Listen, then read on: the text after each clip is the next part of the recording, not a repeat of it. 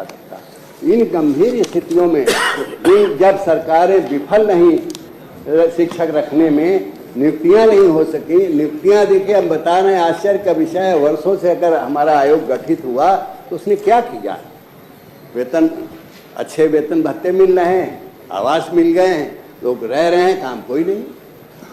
आयोग बना, गठित हुए 1 वर्ष हो गया, मेंबर सारे पहले बन चुके थे, आयोग की अध्यक्षा भी 3 साढ़े 3 महीने हो गए, लेकिन अभी कोई काम नहीं शुरू हो रहा है। बड़ा ताजुब होता है कि खैर सरकार क्या चाहती है, हमारे स्कूलों को तोड़ना चाहती। जब हमारे यहाँ शिक्षक नहीं रहेंगे और वास्तव में माननीय न्यायालय इसमें दखल न करता, उच्च न्यायालय के अंतर्गत, उच्चतम न्यायालय के अंतर्गत अगर शिक्षक न नियुक्त हुए तो हमारे सारे स्कूल इस तरह के जो एडेड स्कूल थे बिल्कुल समाप्त हो जाते।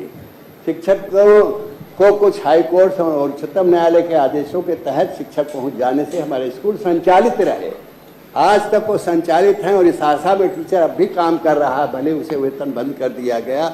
मानदेय जो दिया गया है वो इतना न्यून है, इतना कम है कि उससे अपनी परिवार की घर गृहस्थी को नहीं चला सकता। माननीय और गंभीरता से विचार करने का विषय है कि इन सभी शिक्षकों को विनियमित किया जाना चाहिए, इनका हक बनता है। 1000 जब भर्ती के पद खाली हैं, बहुत से पद खाली हैं, अब इस समय अगर भर्ती की जाए तो हमारे पद प्रदेश में मान्यवर 1 लाख पद हमारे अस्तित्व में है माध्यमिक विद्यालयों के।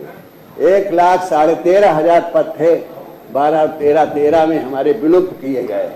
13 में पद विलुप्त हुए। नौकरशाही की यह देन थी कि यहाँ छात्र संख्या के आधार पर पदों का आकलन कर लिया जाए और तोड़ दिए जाए।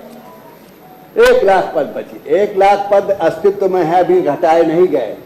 हमारे काम करने वाले लड़के जो शिक्षक अभी नए रखे गए हैं, विगत वर्षों में जो परिणाम आए थे उनमें ये नियुक्तियां घोषित हुई थी 22 में, तो उन 22 में जो टीचर आए 14,000 टीचर करीब जुड़े और 54,000 के आसपास था टीचर, 68,000 पहुंचा है। अधिकतम 70,000 से किसी भी दशा में शिक्षक नहीं प्रदेश में। हमारे पद हैं 1 लाख हैं। 1 लाख पदों में 30,000 पद खाली हैं। इन 30,000 पदों के अगेंस्ट 1,000 शिक्षकों को समायोजन कौन बड़ी बात है, कौन बड़ी परेशानी है? आखिर सरकार करना क्या चाहती है? मैंने समाज को मार देना चाहती है। इतने परिवार अगर नहीं भी नियमित शिक्षक होंगे, अभी तो ये उम्मीद है लोगों को कि हाई कोर्ट के निर्णय पर कुछ सरकार विचार कर सकती है। हमारी ये वार्ता जो हुई थी माननीय नेता सदन के साथ में, उन्होंने भी कहा था ठीक है आप प्रस्ताव करिए, हम पास कराएंगे।